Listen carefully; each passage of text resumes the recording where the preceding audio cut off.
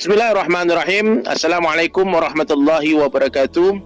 Innal hamdalillah nahmaduhu wa nasta'inuhu wa nastaghfiruh wa nu'minu bihi wa natawakkalu alaihi wa na'udzu billahi min syururi anfusina wa min sayyiati a'malina.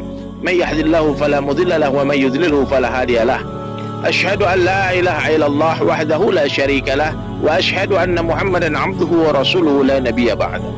Sahabat-sahabat DSAS dimanapun kalian berada, alhamdulillah pada hari ini insyaallah kita akan bermudzakarah 6 sifat sahabat radhiyallahu anhum ajmain. Ya, kalian harus mesti menghafalkan 6 sifat ini, insyaallah akan banyak manfaatnya. Ini bukan kesempurnaan agama ya, tapi insyaallah kalau kita memiliki 6 sifat yang mulia ini, kita akan Allah beri taufik untuk mengamalkan agama secara sempurna. Oke. Sekarang semua dengarkan baik-baik yang mudzakarahnya. Sesungguhnya Allah Subhanahu wa taala meletakkan kesuksesan dan kebahagiaan hidup manusia di dunia dan di akhirat hanyalah pada amal agama yang sempurna.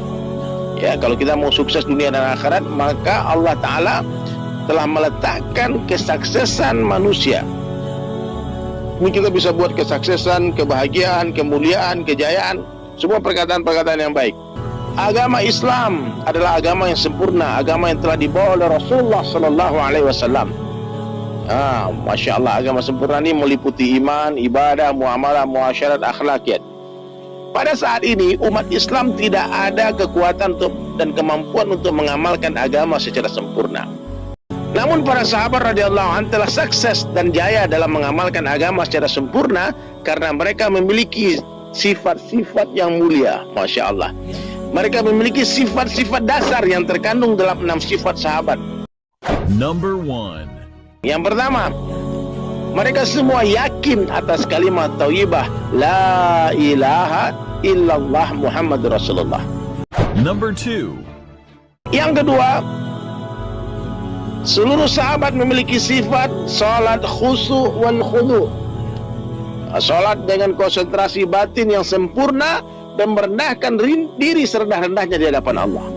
Number 3. Yang ketiga, ilmu ma'azikir, ilmu yang diiringi dengan zikr Allah. Karena ilmu tanpa zikir itu zulumat, kegelapan.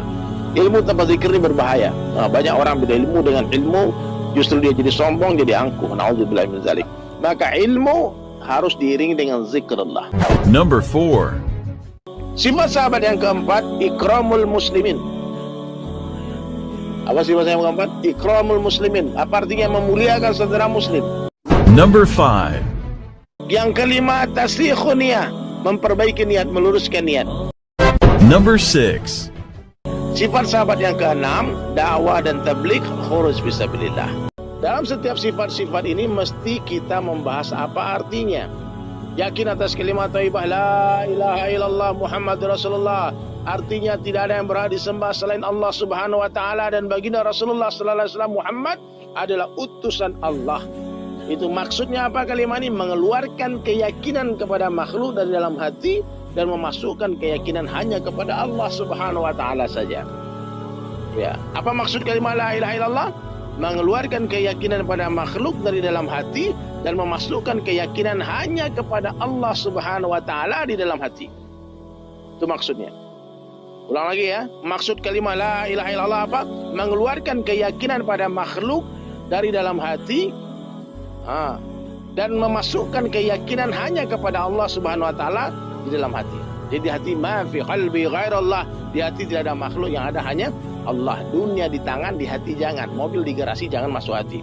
Apa fadilah kalimat la ilaha illallah ini? Nabi sallallahu alaihi wasallam bersabda yang artinya barang siapa meninggal dunia sedang dia mengetahui, meyakini bahwa tidak ada yang berhak disembah selain Allah, maka dia pasti masuk surga. Hadis riwayat Muslim dari Utsman bin Affan radhiyallahu anhu. Ada di kitab Muntakab hadis halaman 27 ini. Kemudian Nabi sallallahu alaihi wasallam juga bersabda, barang siapa yang bersaksi bahwa tidak ada yang berhak disembah selain Allah, sedang hatinya membenarkan apa yang diucapkan oleh lisannya, maka dia akan masuk surga dari pintu mana saja yang dia kehendaki. Ini hadis riwayat Abu Ya'la dari Abu Bakar As-Siddiq radhiyallahu anhu, ada dalam kitab Muntakab hadis juga. Yang ketiga, disebutkan dalam sebuah mafhum hadis bahwa orang yang memiliki iman walaupun sebesar zarah, maka akan dibalas oleh Allah dengan surga yang luas se-10 kali lipat dunia. Ini hadis riwayat Ahmad dan dari Abu Hurairah dari Abu Sa'id radhiyallahu anhu. Ada kitab At-Targhib wa Tarhib. Bagaimana cara mendapatkannya? Yang pertama, dakwahkan pentingnya iman yakin. Yang kedua, latihan dengan cara memperbanyak halaqah majelis iman, bicara iman, mendengarkan pembicaraan tentang kebesaran Allah. Yang pertama, banyak bicara tentang kebesaran Allah. Yang kedua, banyak mendengar tentang kebesaran Allah. Yang ketiga, berdoa kepada Allah agar diberikan hakikat iman dan yakin. Kemudian apa maksud Muhammad Rasulullah meyakini hanya satu-satunya jalan untuk mencapai kejayaan dunia dan akhirat hanya dengan cara ikut Rasulullah sallallahu alaihi wasallam, sunnah Rasulullah sallallahu alaihi wasallam.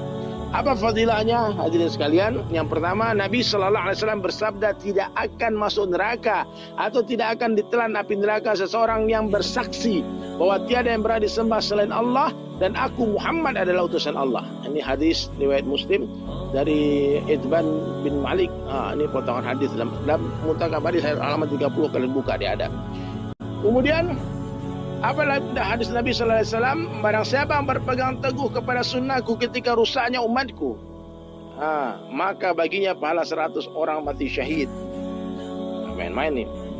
Lalu Nabi sallallahu alaihi wasallam bersabda lagi di satu hadis, barang siapa yang menghidupkan sunnahku, man ahya sunnati faqad ahabbani, sungguh dia mencintaiku. Wa man ahabbani, siapa yang mencintaiku, kana ma'i fil jannah, bersama denganku di dalam syurga.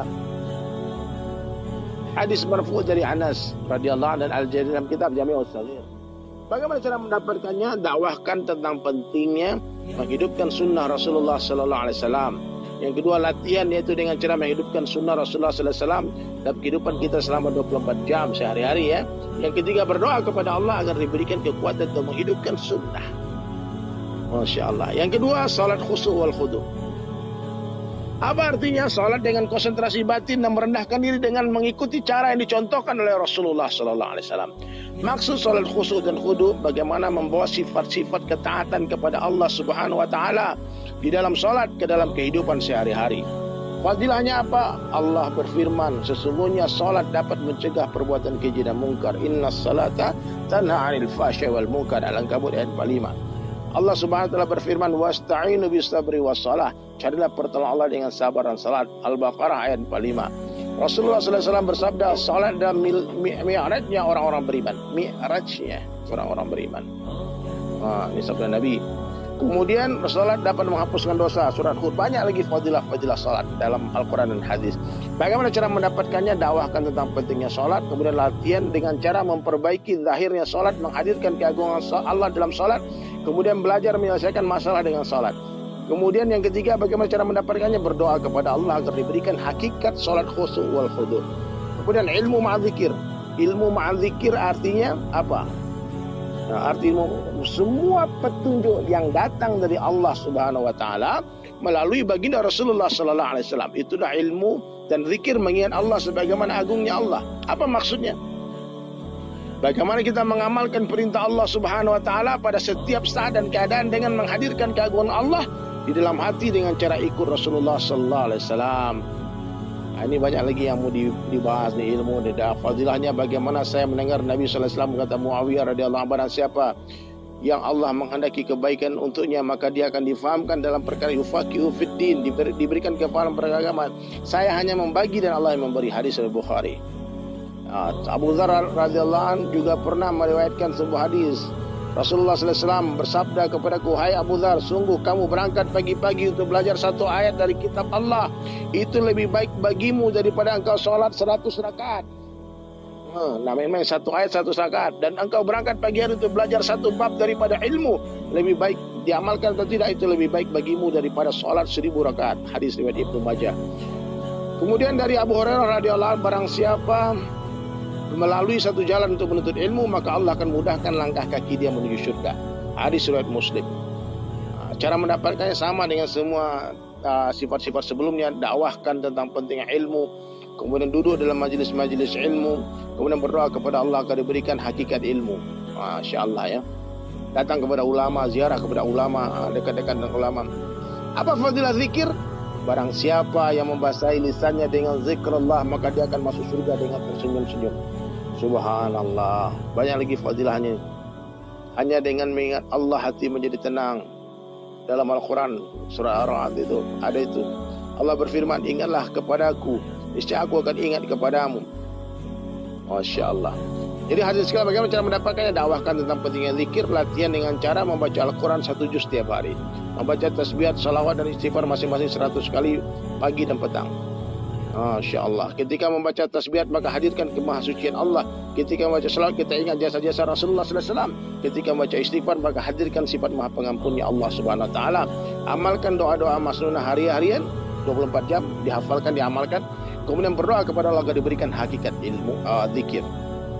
Sifat sahabat yang keempat, ikramul muslimin, artinya memuliakan sesama orang Islam.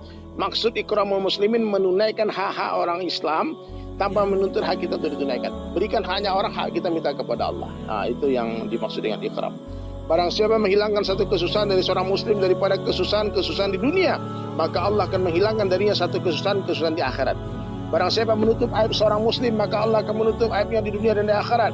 Allah Subhanahu Wa Taala akan selalu menolong seorang hamba selagi dia menolong saudaranya. Senyummu di depan saudaramu adalah sedekah. Fadilah-fadilahnya yang dijanjikan oleh Allah dalam Al-Quran dan Sunnah dan hadis. Cara mendapatkannya, dakwahkan pentingnya ikram, latihan dengan cara memberi salam kepada orang yang dikenal ataupun tidak dikenal, menyayangi yang muda, menghormati yang tua, memuliakan ulama dan menghormati sesama, berbaur dengan orang yang berbeda-beda watak supaya kita dapat sifat. Kemudian berdoa kepada Allah agar diberikan akhlak sebagaimana akhlaknya baginda Rasulullah sallallahu alaihi wasallam. Kemudian yang kelima, tasdiqun niat, meluruskan niat.